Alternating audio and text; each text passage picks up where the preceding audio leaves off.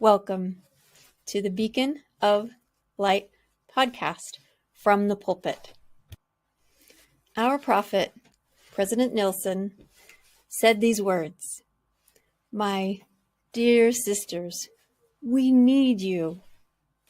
We need your strength, your conversion, your conviction, and your ability to lead, your wisdom, and your voice.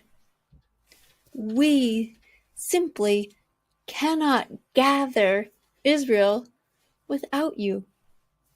How will we do this? Through our general conference talks. So come closer to Christ. Help gather Israel and watch for his return." The Beacon of Light podcast starts now.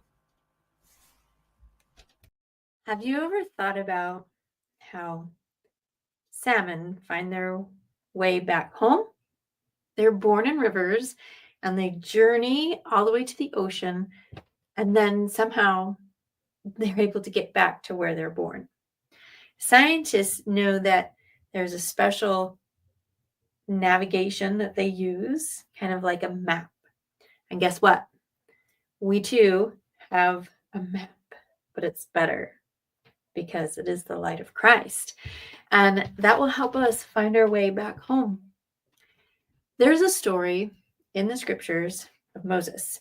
And Moses, who had been introduced to the Lord, who had been covered and transfigured to be able to see him, he talks with God, and God reminds him that he is a child of God.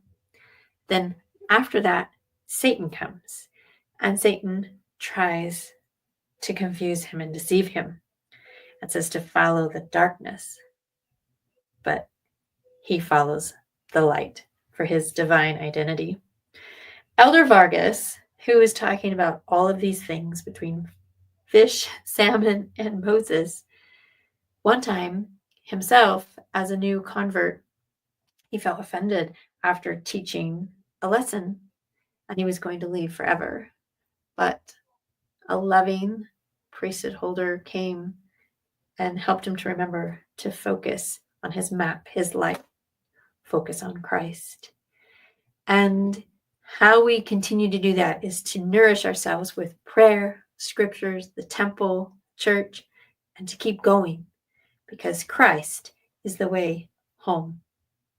Remember that Jesus' atonement not only forgives, it transforms. And our darkness is pushed away with the light, and our hearts are filled with hope.